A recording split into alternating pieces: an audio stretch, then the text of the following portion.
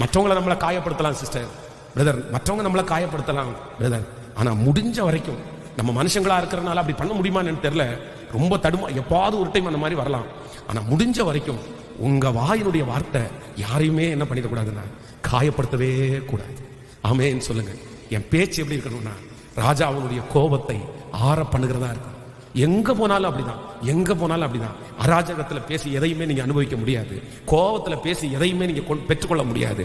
ஆனா மெதுவான பிரதி உத்தரம் எங்க போனாலும் உங்களுக்கு ஒரு பெரிய மதிப்பை உண்டு பண்ணும். நீங்க மெதுவா பேசுறதுனால ஒருவேளை உங்களை கோலையா நினைக்கலாம், மெதுவா பேசுறதுனால உங்களுக்கு ஒண்ணும் இல்லைன்னு நினைக்கலாம். ஆனா நான் நம்புறேன், ஒரு நாள் ஆண்டவர் அவங்களுக்கு முன்னாடி நீங்க யாருன்னு காமிக்கும் போது அவங்க அப்படியே பயந்துருவாங்க நம்மளை பார்த்து.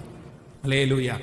இன்னைக்கு முழுக்க ஜெபம் பண்ணுங்க. இயேசுவே, என்னுடைய வாயில எனக்கு என்ன தாருங்கன்னா சுத்தமான பேச்சை தாங்க ஆண்டவரே. என் பேச்சுல நான் எப்படி இருக்கணும்னா ரொம்ப கவனமா இருக்கணும் ஆண்டவரே, ரொம்ப அழகா பேசணும் ஆண்டவரே. என் பேச்சு யாரையும் காயப்படுத்தவும் கூடாது, எனக்கு வருகிற ஆசீர்வாதத்தை என் பேச்சினால நான் தடுக்கவும் கூடவே கூடாது. ஆமென் சொல்லுங்கள்.